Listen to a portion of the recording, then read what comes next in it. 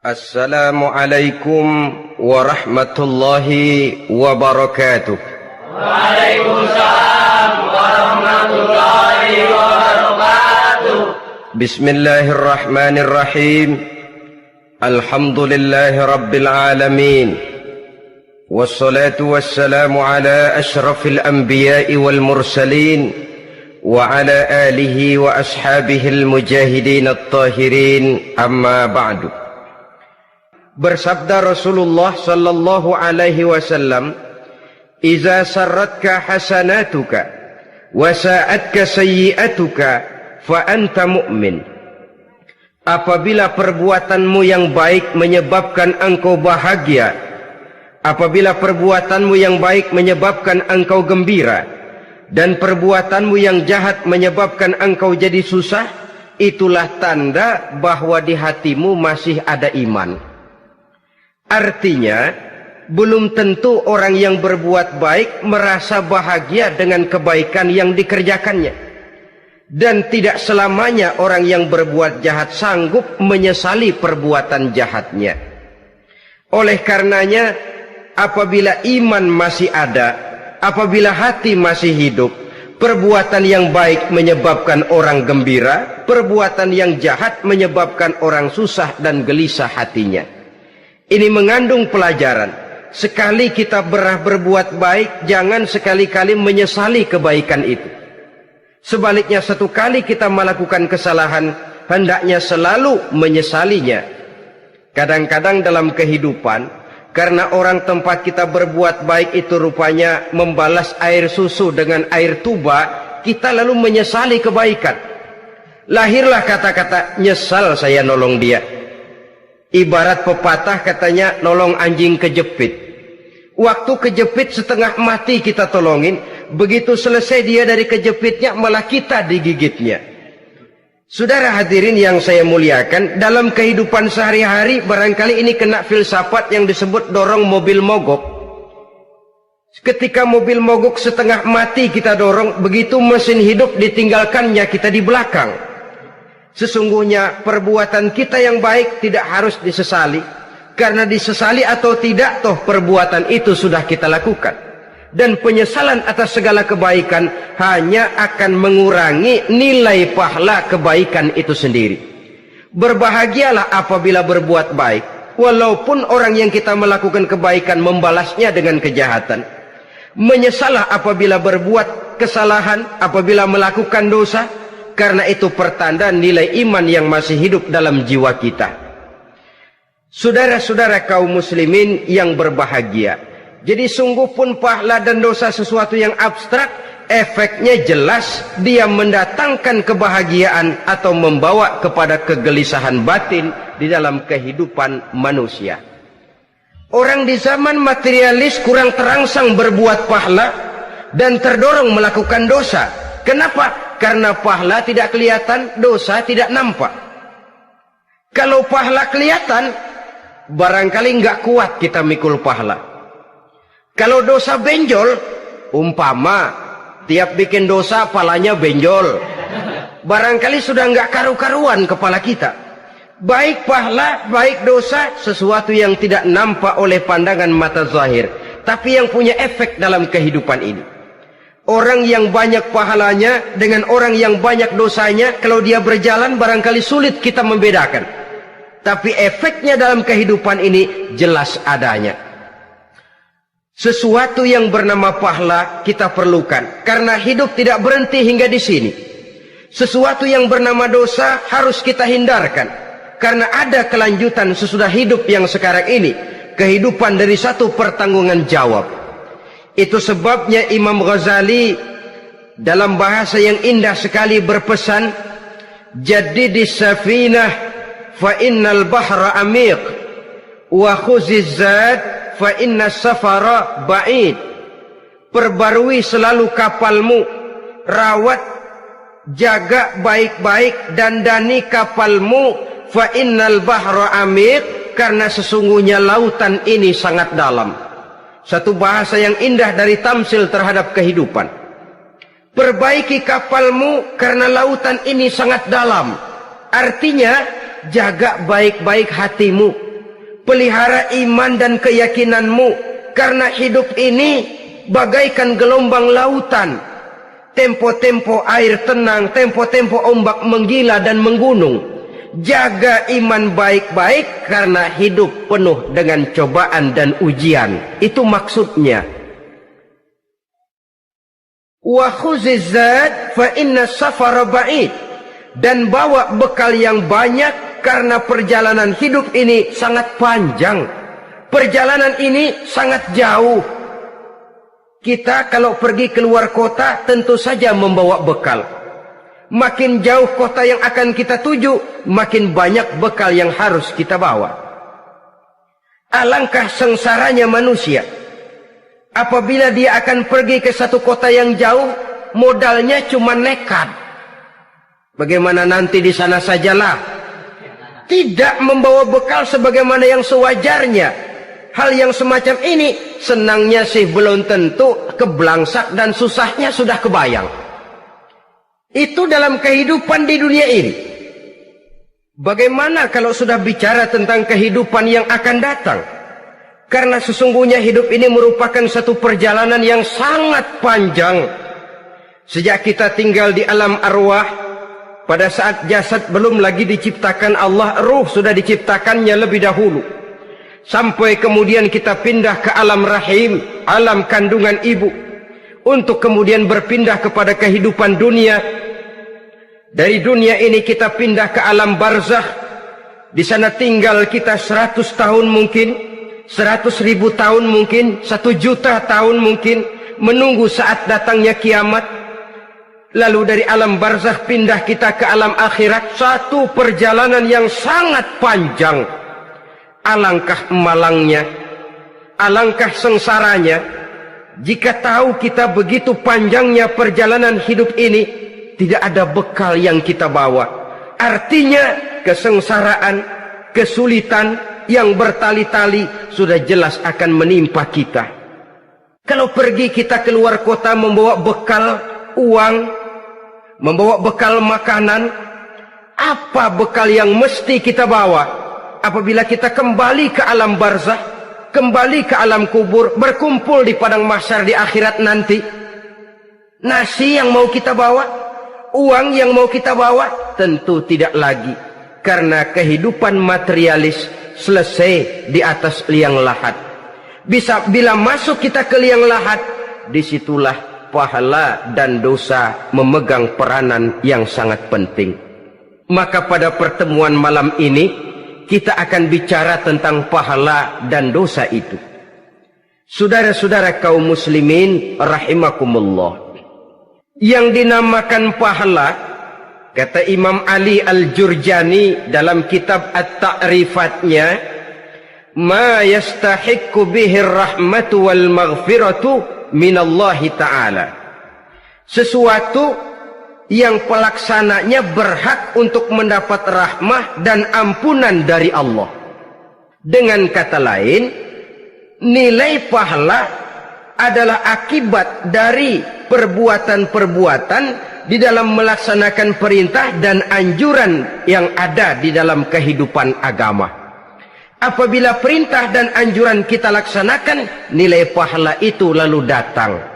Nah, nilai pahala dalam Islam, menurut konsepsi Quran, Allah menjelaskan, man jaa bil hasanati falahu asyru amsalihha. Barang siapa yang datang membawa satu kebajikan, barang siapa yang melaksanakan satu kebaikan, maka dia akan mendapat balasan 10 kali dari kebaikan yang dikerjakannya.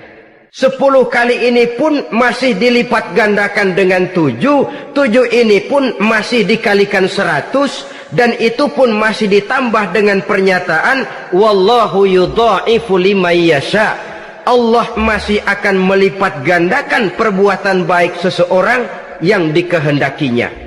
Itulah nikmatnya dalam Islam. Tetapi sebaliknya, wa man jaa'a bisayyi'ati fala yujza illa mislaha.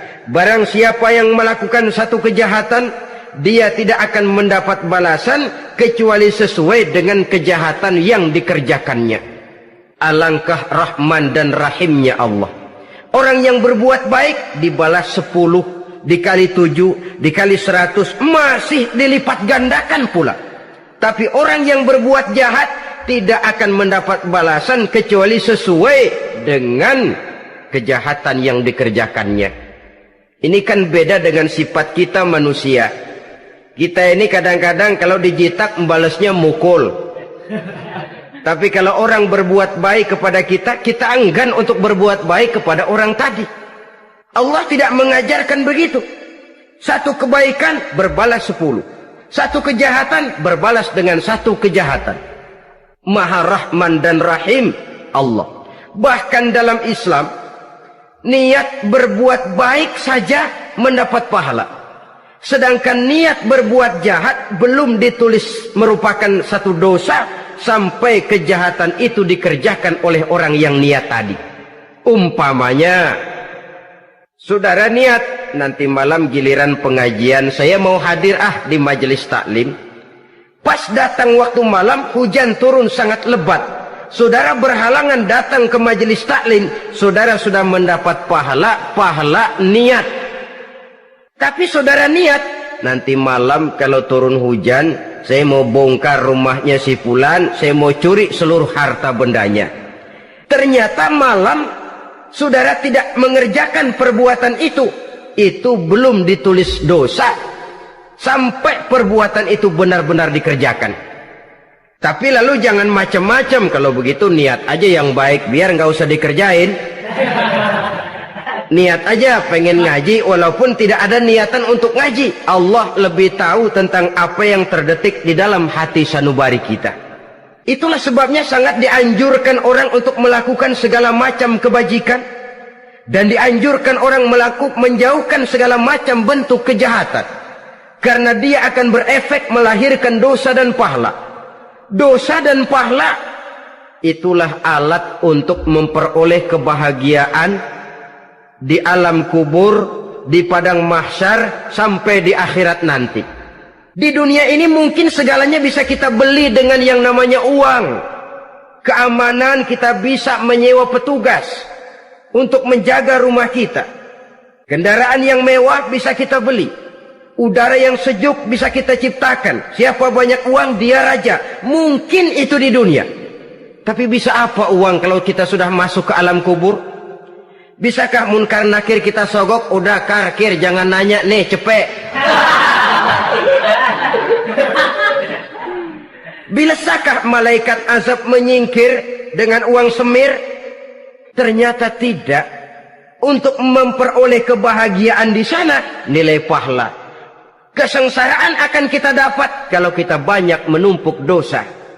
Oleh karena itu jangan beranggapan pahala nggak kelihatan, dosa juga nggak kelihatan, biarin saja. Yang tidak kelihatan ini pada waktunya akan memegang peranan yang sangat penting. Tapi tidak cuma untuk menghadapi hidup di situ, kita lalu harus berbuat baik dan meninggalkan yang jahat. Terutama juga di dunia ini. Toh pepatah bilang gajah mati meninggalkan gading, harimau mati meninggalkan belang. Apa yang akan kita tinggalkan setelah kita mati? Kita ingin jasad kita boleh hancur terkubur tanah, tapi nama kita ingin hidup terus, dikenang orang 100, 1000, bahkan 1.000.000 tahun yang akan datang. Ditulis orang dengan tinta emas dalam sejarah, tercatat kita sebagai orang baik-baik. Saudara-saudara kaum muslimin rahimakumullah. Lalu perbuatan apa yang bisa mendatangkan pahala itu? Saudara-saudara, semua perbuatan yang diperintah dan dianjurkan oleh Allah, yang dikerjakan dengan ikhlas hanya untuk mencapai ridho Allah, mendatangkan pahala. Kadang-kadang menurut pendapat kita remeh, tapi nilainya di sisi Allah besar. Itu pahala. Menghitung pahala itu hak prerogatif Allah. Perbuatan yang ringan Allah mau berikan ganjaran yang besar, itu urusan Allah. Misalnya, kata Nabi, la tahkiranna minal ma'rufi syai'an. Jangan kamu menganggap remeh perbuatan baik walaupun kecil. Jangan merasa sulit melakukan perbuatan yang mengandung pahala. Bertemu dengan teman, muka kita cerah, berpahala. menyingkirkan duri di jalanan berpahala, menolong orang yang sesat, memberitahu orang yang bertanya berpahala. Tidak sulit kalau kita mau. Yang diperintah dan dianjurkan oleh agama itu perbuatan yang mengandung nilai-nilai pahala. Masalahnya cuma tinggal mau atau tidak dan dikerjakan dengan ikhlas. Bertemu teman mukanya cerah, pahala. Menyingkirkan duri di jalanan, pahala. Sodakoh, pahala. Tidak berupa perbuatan, bisa berupa ucapan. Misalnya bersolawat, pahala. Bertasbih dan bertahmid, pahala. Kata Nabi, kalimatani khafifatani 'alal lisan saqilatani fil mizan. Ada dua kalimat yang enteng di lidah tapi berat di timbangan akhirat nanti. Apa itu? Subhanallah walhamdulillah. Itu kan amalan yang ringan, perbuatan yang mudah saja, tapi nilainya demikian besar dalam pandangan Allah.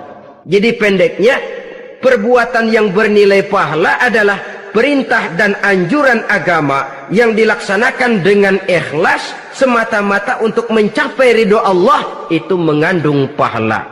Niat dasarnya itu harus karena Allah, landasannya harus karena ikhlas.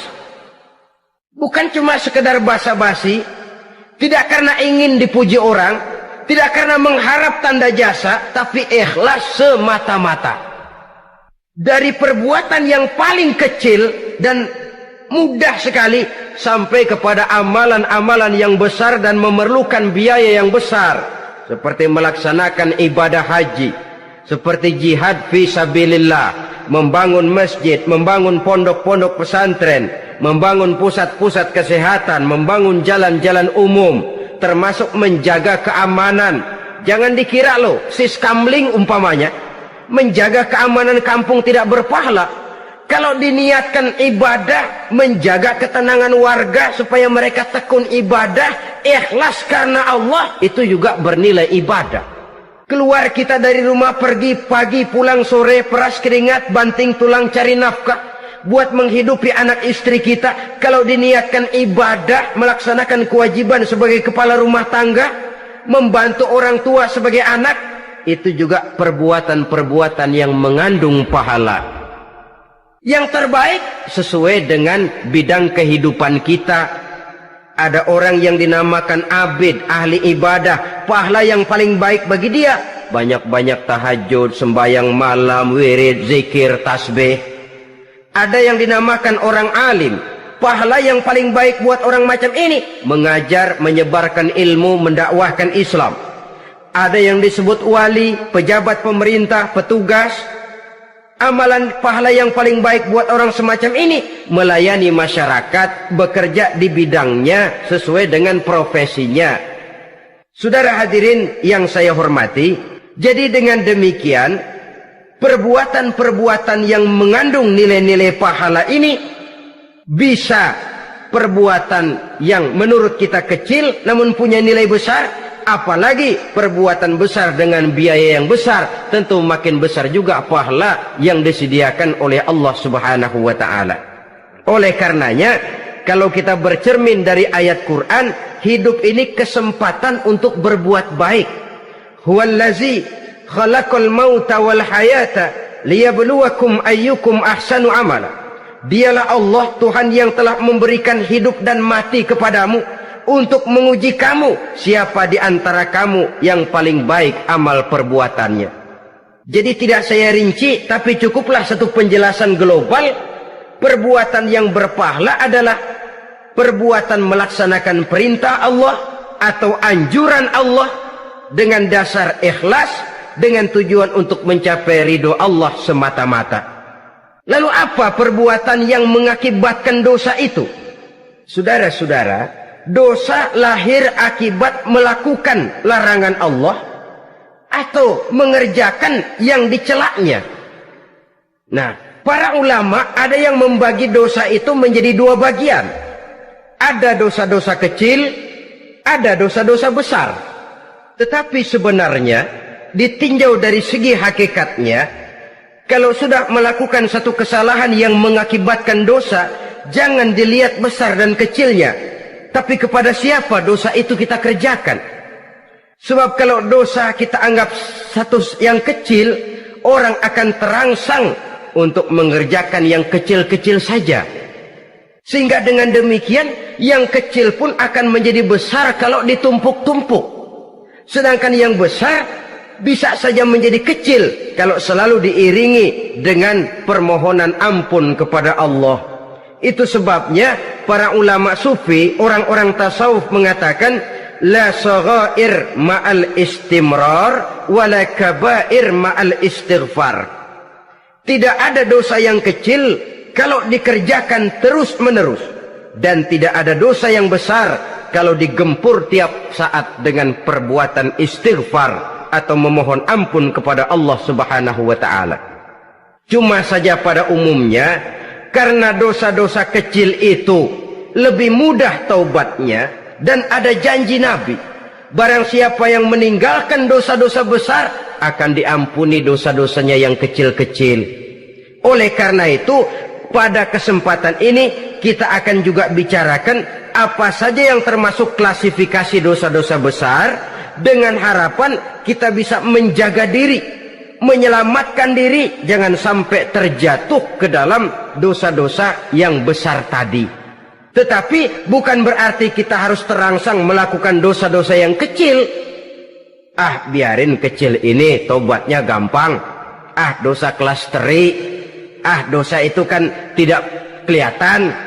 Lalu terangsang melakukan perbuatan dosa-dosa walaupun kecil, kalau berlarut terus-menerus dia akan tumbuh menjadi dosa yang besar. Oleh karenanya, jangan sampai mengundang pengertian kalau kita membicarakan dosa-dosa yang besar lalu terangsang melakukan dosa-dosa yang kecil. Karena bagaimanapun juga dosa kecil dan dosa besar sama dalam arti kepada Allah kita melakukan kesalahan. Dan dosa yang kecil pun kalau bertumpuk, dia akan menjadi banyak. Saudara-saudara kaum muslimin rahimakumullah, ada beberapa jenis dosa-dosa besar. Jenis yang pertama, asyirku billah, syirik atau menyekutukan Allah. Dari sekian deretan dosa-dosa besar, syirik ini merupakan bapak moyangnya dosa. Dedengkotnya dosa itu syirik, menyekutukan Allah. Bahkan dosa yang lain Allah masih mau mengampuni, tapi kalau sudah syirik, menyekutukan Allah, itu sudah satu dosa yang tidak berampun sama sekali. Oleh karena itu tepat pesan Imam Ghazali tadi, jadi di safinah fa innal bahra amik, jaga iman, pelihara akidah, dandani kapal. Karena hidup ini gelombang lautan sangat dalam, hidup banyak cobaan.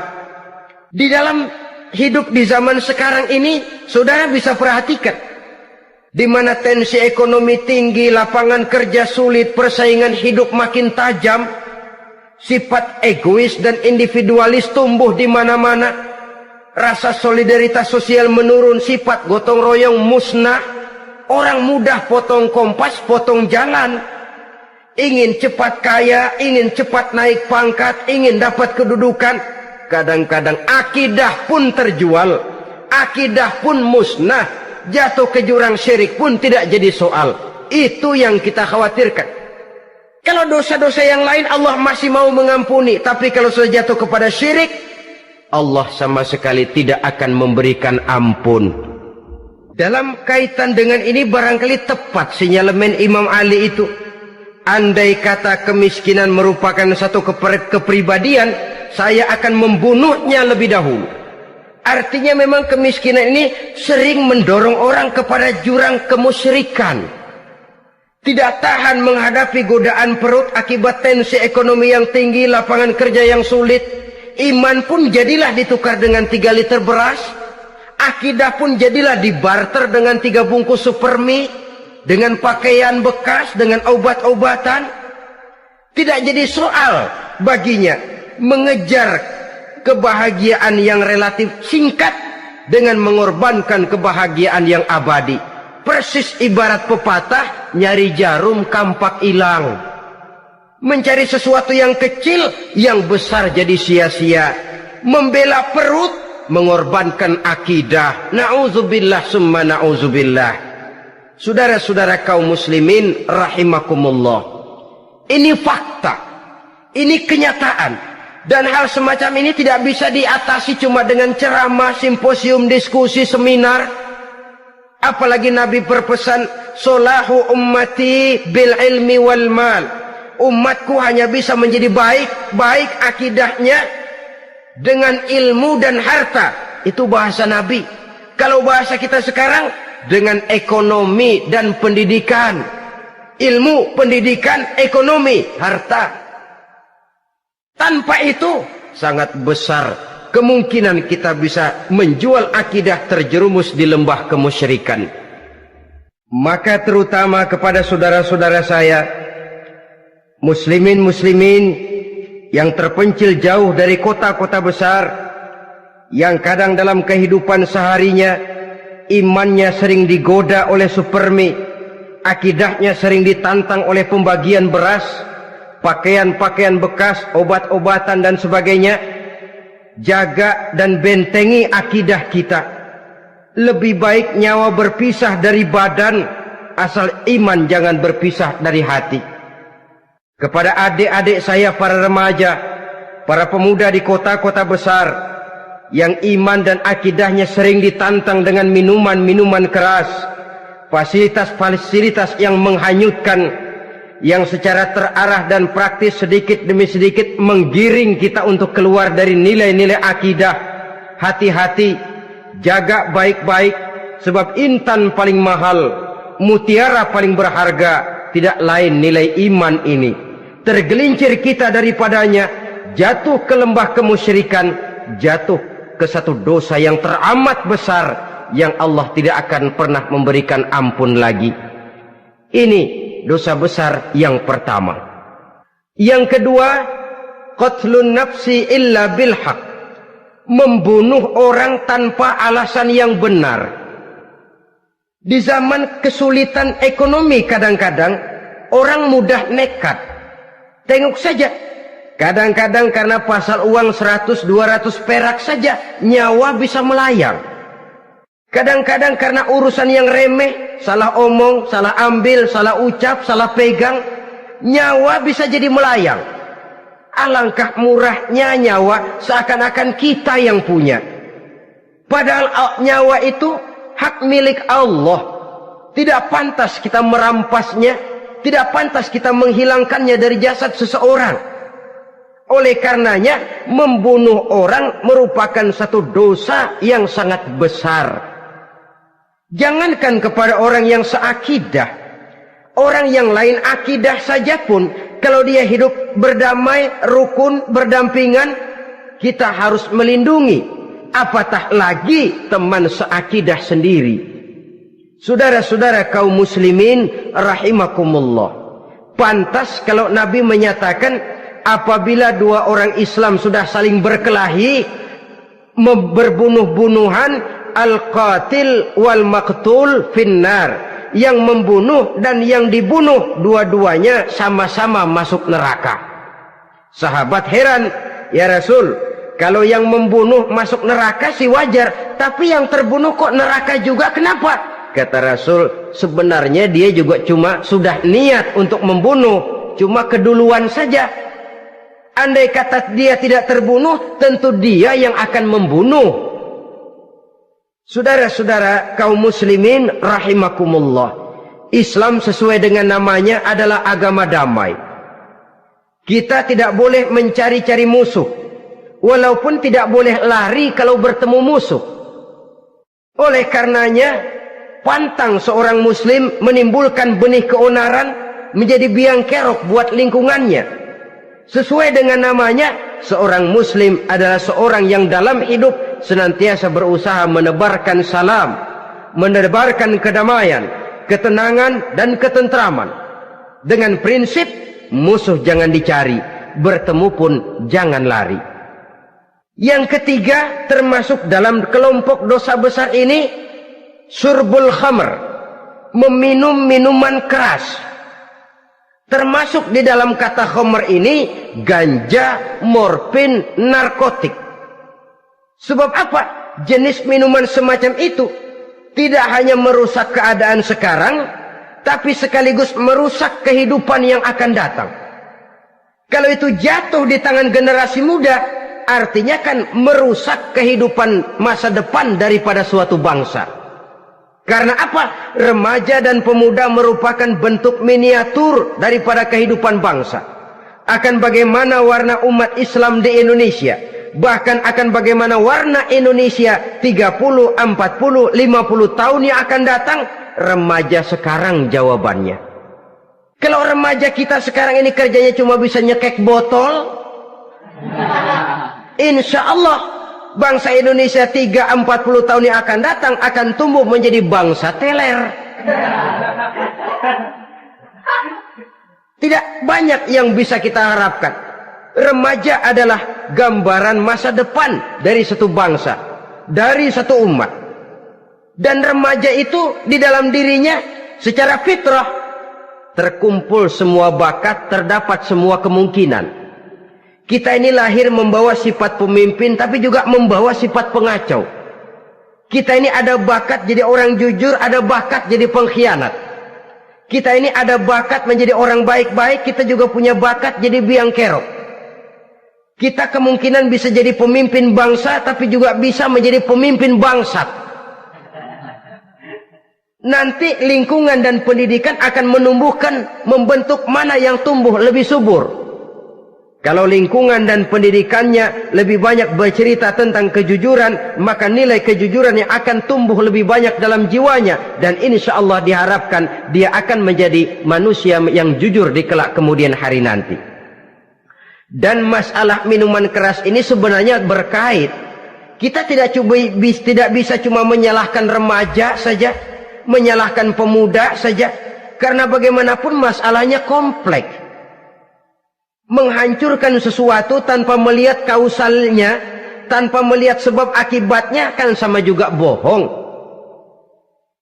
Kemungkinan karena broken home, kemungkinan karena pergaulan, kemungkinan karena kurang perhatian orang tua, kemungkinan karena akibat bacaan, tontonan, atau fasilitas berupa dibukanya pabrik-pabrik minuman keras, dijualnya minuman-minuman keras, di warung-warung yang remang-remang, yang memberikan kenikmatan, kebahagiaan dan kebanggaan tersendiri, sehingga akhirnya orang terangsang untuk datang dan minum di sana. Pada dasarnya memang sepele, cuman minum, nggak ngerugiin orang lain kan? Iya, pada waktu minum. Tapi dikala sudah mabuk, out of control, apapun bisa kita lakukan. Yang kita ucapkan kita tidak sadari lagi, yang kita kerjakan tidak kita sadari lagi. Dikala itu segala macam kejahatan bukan sesuatu yang tidak mungkin untuk kita laksanakan. Nggak ngerugiin orang lain, memang pada saat mau minum. Tapi begitu minum, mabuk, kita bisa merugikan orang lain. Setidaknya merugikan diri sendiri. Pertumbuhan IQ menjadi lemah, semangat kehidupan hilang, gairah kerja menurun, kalau tidak ada sama sekali. Lalu apa yang bisa kita lakukan di dalam kehidupan? Dan akan lebih celaka kalau ini menimpa kehidupan generasi muda kita. Kadang-kadang yang ironi ya, kalau yang orang tuanya mampu barangkali masih tertolong.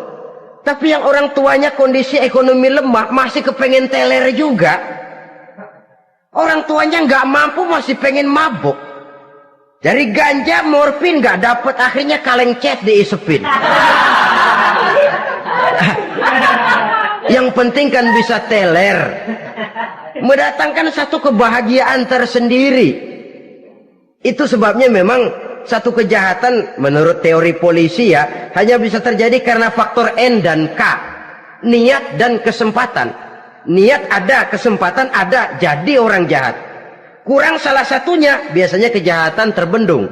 Niat ada, kesempatan tidak ada, sulit berbuat jahat. Kesempatan ada, niat tidak ada, tidak mungkin orang jahat. Tapi yang paling dominan sebenarnya niat. Kalau niat sudah kuat, kesempatan bisa dicari. kesempatan bisa diciptakan, biar hansip nongkrong, ditungguin lengahnya. Iya biarin, jam 11 sampai jam 2, matanya melotot, jam 3 dia mulai ngulet, ngempet. Nah, di saat itu saya masuk ke rumahnya. Kalau niat kuat, kesempatan bisa diciptakan. Dan kalau sudah niat, ini masalah hati.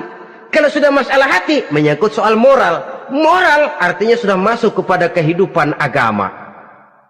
Saudara-saudara kaum muslimin rahimakumullah. Yang keempat yang termasuk jenis dosa besar, az-zina, perbuatan zina. Di zaman pergaulan bebas dengan prinsip free love, free sex ini, tengok sudah berapa banyak gadis-gadis bergelimpangan jadi korban. Berapa banyak bayi-bayi yang lahir ke dunia tanpa tahu kemana dia mesti memanggil bapak. Apakah deretan jumlah korban ini masih harus bertambah lagi? Paling tidak, biarlah yang sudah jadi korban, tapi jangan bertambah lagi hendaknya. Masing-masing kita berupaya menahan diri. Termasuk dalam kategori zina ini, yang merupakan cabang-cabangnya, liwat, homoseks, lesbian, masturbasi. Bahkan masturbasi itu termasuk jenis zina tangan, dan itu juga merupakan satu dosa. Di samping dosa juga merusak diri, karena bagaimanapun juga dia akan mengurangi kemampuan daya pikir seseorang. Maka agama memberikan jalan keluar. Pesan Nabi, ya ma'syara syabab, man istata'a minkumul ba'at falyatazawwaj. Hai para pemuda, kata Nabi, barang siapa di antara kamu yang sudah bisa ba'at, yang sudah mampu ba'at. Ba'at itu artinya memberikan nafkah, baik nafkah zahir maupun nafkah batin. Falyatazawwaj, maka hendaklah dia kawin. Jadi yang maksud ba'at ini ya nafkah zahir, ya nafkah batin. Kita kadang-kadang cuma bisa ngasih nafkah batin saja sudah merasa pokoknya kan saya sanggup untuk kawin, lalu kawin tanpa kehilangan, dengan kehilangan pertimbangan. Saudara-saudara, wa illam yastati', adapun kalau dia belum mampu, fa alaihi bisyam, hendaknya dia banyak puasa. Fa innahu lahu wija, karena puasa itu akan merupakan benteng jangan sampai orang memperturutkan hawa nafsunya. Andai kata puasa belum hobi, banyaklah olahraga para pemuda, para remaja. Karena dengan olahraga, pemikiran untuk memperturutkan hawa nafsu agak sedikit terkendali dan energi tersalurkan dalam bentuk yang positif. Pendeknya kreatif, banyak kegiatan. Ini pesan Imam Syafi'i tepat itu. Kata beliau, inni ra'aitu wuqufal ma'i yufsiduh in sala taba wa illam yajri lam yatib. Aku melihat air kalau diam rusak, tapi kalau dia mengalir jernih. Air kalau ngendap nggak ngalir, nyamuk nyarang di situ, bisa jadi sumber penyakit. Manusia hidup begitu. Kalau nggak punya kegiatan, nggak kreatif, kerjanya cuma delohom, ayem-ayem, akhirnya jadi ngerusak. Ngomongin orang, si Ano ngapa? Ano. Kebangetan nggak ngapa-ngapain, orang aja dipontenin. Orang diomongin, lahirlah namimah, lahirlah ghibah. Saudara-saudara, air itu kalau ngendap ada aja yang nyarang. Tapi kalau dia ngalir, orang ada kesibukan, insya Allah dia tidak akan jatuh kepada sesuatu yang bisa mengundang dosa. Isilah waktu dengan hal-hal yang bermanfaat, karena hidup ini singkat dan tidak berjalan mundur ke belakang. Mundur hancur, berhenti diinjak orang. Sekali melangkah, jangan surut mundur ke belakang. Homoseks, terlepas dari penyakit kejiwaan. Sekarang ini kan sudah ada persatuan kaum gay katanya, meminta perlakuan yang sama dan agar dibolehkan kawin sesama mereka. Secara manusiawi boleh, secara manusiawi kita hargai mereka, tapi dari kacamata agama ini jelas merupakan penyimpangan, dan penyimpangan merupakan suatu dosa terlepas dari pertimbangan manusiawi. Jangan karena terlalu memperturutkan suara manusiawi lalu kita mengesampingkan agama. Termasuk lesbian, wadon karo wadon. Kalau homo itu kan lanang karo lanang katanya. Saudara-saudara kaum muslimin rahimakumullah, ini bukan penyakit baru. Liwat, homoseks sudah dikenal dari zamannya Nabi Lut, laki dengan laki. Lesbian dari zaman istrinya Nabi Lut. Terlepas dari penyakit kejiwaan, dari segi agama ini merupakan penyimpangan dan merupakan dosa yang besar. Yang kelima, yang termasuk jajaran dosa kelas kakap, qazful mu'minina wal mu'minat, menuduh orang mukmin yang baik-baik, laki atau perempuan, melakukan perbuatan zina sehingga hancur namanya di masyarakat. Ini merupakan satu perbuatan dosa yang sangat besar dan sangat dimurkai oleh Allah. Saudara-saudara kaum muslimin rahimakumullah, oleh sebab itu ditentang masalah ini, kalau memang tidak ada saksi, jangan sembarang kita enteng lidah menuduh orang lain berbuat zina, menuduh orang lain berbuat serong. Dosanya kelewat besar di dalam kehidupan. Karena apa? Mencari harga diri itu berat, memelihara kehormatan diri jauh lebih berat. Satu kali orang dihancurkan namanya di masyarakat, dia akan terisolir jadinya. Oleh karenanya berlindung kita kepada Allah, jangan sampailah dihinggapi oleh sifat ini. Karena sentimen kita kepada seseorang, karena hasad kita kepada seseorang, tidak senang melihat orang lain lebih maju, lalu lidah ini seenaknya saja mengucapkan kata. Padahal sanksi dan resikonya sangat besar. Yang kita tuduh barangkali mendapat pahala dari Allah. Kita sendiri yang menuduh tanpa saksi, tanpa alasan yang benar, mendapat dosa yang sangat besar. Saudara-saudara, memang kadang-kadang aneh dalam hidup ini. Seorang pelacur biasanya bisa menjaga mulutnya di masyarakat, kata-katanya baik, sopan. Kenapa? Karena mulut yang satu sudah tidak terjaga.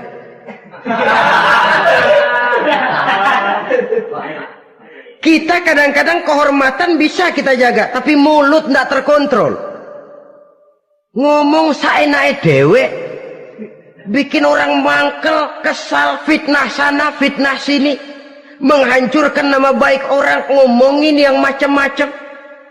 Bagai-bagai macamlah caranya. Saudara-saudara kaum muslimin yang berbahagia. Jadi dengan demikian, menuduh orang lain berbuat zina, sedangkan orang itu tidak pernah melakukannya, ini termasuk satu dosa yang sangat besar di dalam kehidupan ini. Yang keenam, al-'aqu bil walidain, durhaka kepada ibu bapak. Seorang anak, bagaimanapun banyak nilai ibadahnya, banyak kebaikan di masyarakat, menyandang berbagai macam gelar, pangkat dan jabatannya tinggi, tapi kalau sudah durhaka kepada kedua orang tuanya, alamat hidup tidak lagi membawa keberkahan. Dan itu dosa yang sangat besar. Sampai Nabi sabdakan, ridho Allah ada di dalam keridhaan ibu bapak, murka Allah pun ada di dalam kemurkaan ibu dan bapak. Walaupun belum tentu setiap kita orang tua, tapi yang jelas setiap kita adalah anak, dan setiap anak punya ibu dan bapak.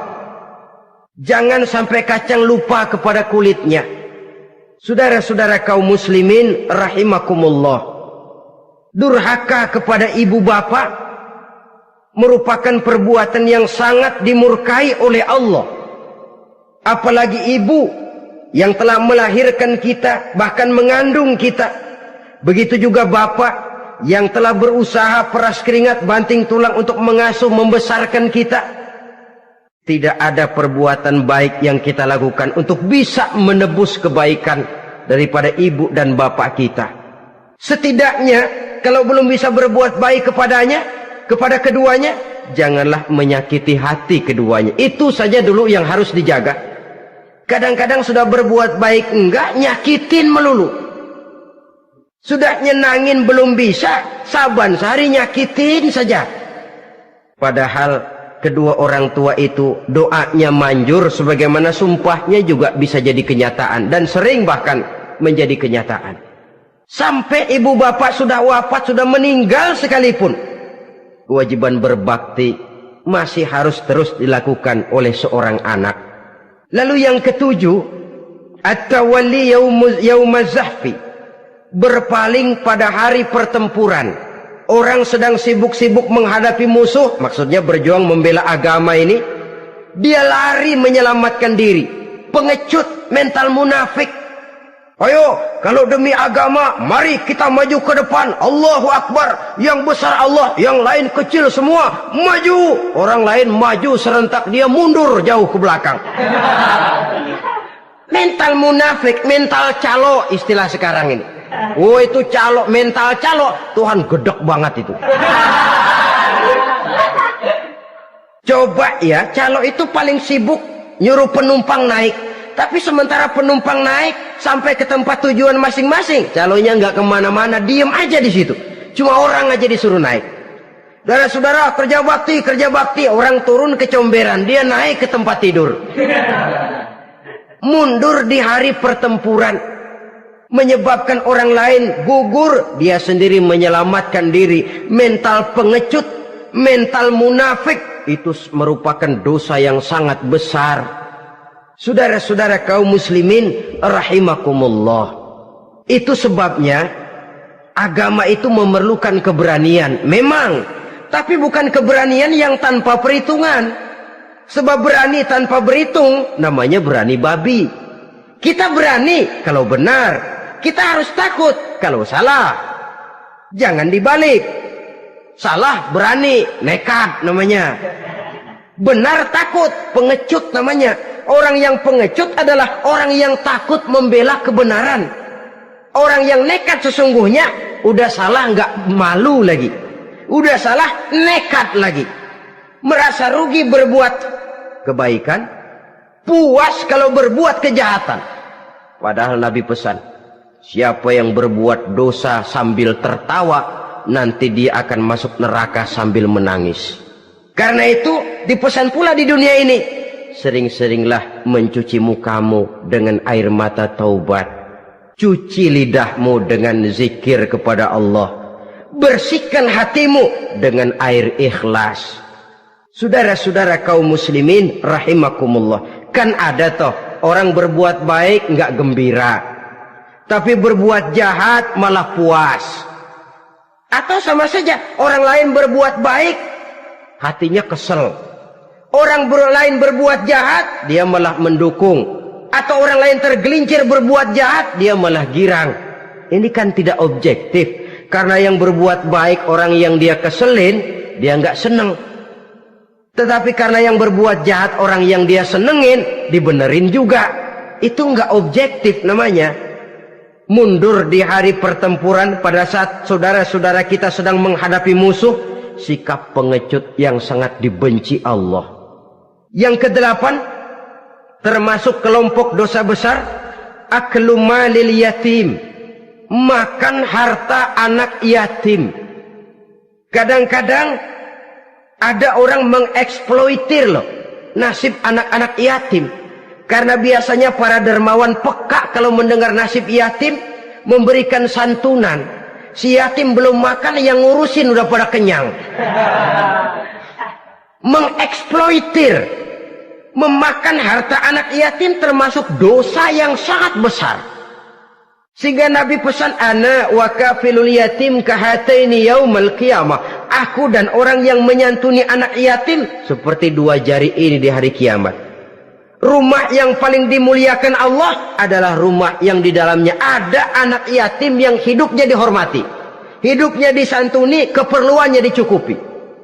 Maaf saja, tahap kita menyantuni anak yatim ini baru tahap setahun sekali. Kalau Muharram kita agungkanlah, kita besarkan. Lebaran yatim katanya.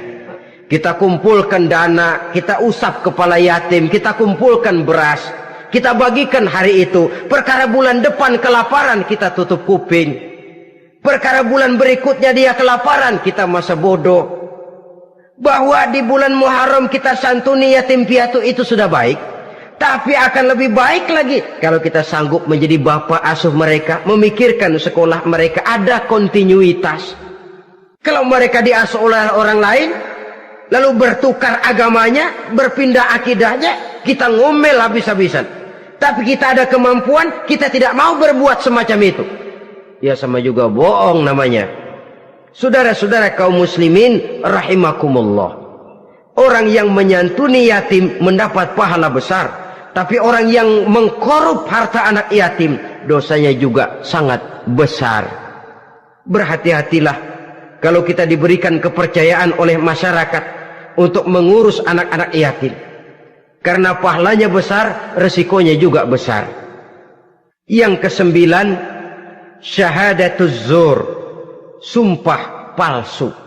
Sebab sumpah palsu ini menggunakan nama Allah untuk sesuatu yang tidak benar. Nama kita saja dibawa untuk yang tidak benar, kita jengkel. Nama kita dipalsukan untuk sesuatu yang tidak baik, kita kadang-kadang jengkel. Tidak puas jengkel, menuntut melalui saluran hukum. Kenapa? Nama saya dicatut. Bagaimana lagi kalau nama Allah kita pakai untuk bersumpah, sumpahnya palsu, menguntungkan kita, merugikan orang lain, Allah murka betul. Maka sumpah palsu termasuk deretan dosa-dosa besar. Apalagi yang ke-10, aklur riba, makan riba alias renten. Ini kan yang cepat mendatangkan uang. Kadang-kadang kalau yang bikin riba itu orang awam barangkali, ya masih kita maklumi. Kadang-kadang penyakit ini datang menimpa mereka juga yang kita kenal kebaikannya. Bahkan suka datang ke musola, rajin ke masjid. Kadang-kadang riba masih dimakannya. Karena cara cari duit paling enak. Duit utuh, tambahnya terus masuk. Na'udzubillah summa na'udzubillah. Itu yang diibaratkan dalam perjalanan Mi'raj. Waktu Nabi diperlihatkan neraka, orang perutnya sebesar rumah dililit ular, diseret-seret itu hancur perutnya, dibulatkan lagi, diseret lagi, hancur lagi, dibulatkan lagi, terus menerus begitu. Dia berteriak, mengerang, mengeluh, mengaduh kesakitan. Nabi tanya, itu apa Jibril? Itu contoh dari umatmu yang suka makan riba Muhammad, makan renten. Saudara-saudara, ini kan mencekik leher orang. Orang sedang kesulitan, kelihatannya sih baik, menolong. Tapi di belakang menolong itu nyekek. Di belakang nolong itu nyekek. Dan nyekek itu sebenarnya tujuan utamanya. Orang yang menjalankan riba pada dasarnya tidak punya perikman kemanusiaan kok. Kalau dia kelihatannya mau menolong, kelihatannya motifnya mencari untung di belakang itu. Jauh dari kemanusiaan. Yang ke-11, saudara-saudara, termasuk jajaran dosa besar itu qat'ur rahim, memutuskan silaturahmi. Marah, hobi sama marah. Kalau 3 hari nggak marahan sama orang, ngebet palanya. Selalu nyari gara-gara. Kalau udah marah berlaku perpanjangan waktu. Tahun, 2 tahun, kadang-kadang seumur hidup. Saudara hadirin yang saya muliakan. Apalagi mengurangi timbangan termasuk kelas dosa besar. Makan suap termasuk dosa besar. Semir menyemir dosa besar. Apalagi bunuh diri. Nah ini, bunuh diri dosa besar. Kadang-kadang karena sulit nekat, daripada hidup susah mendingan mati sekali.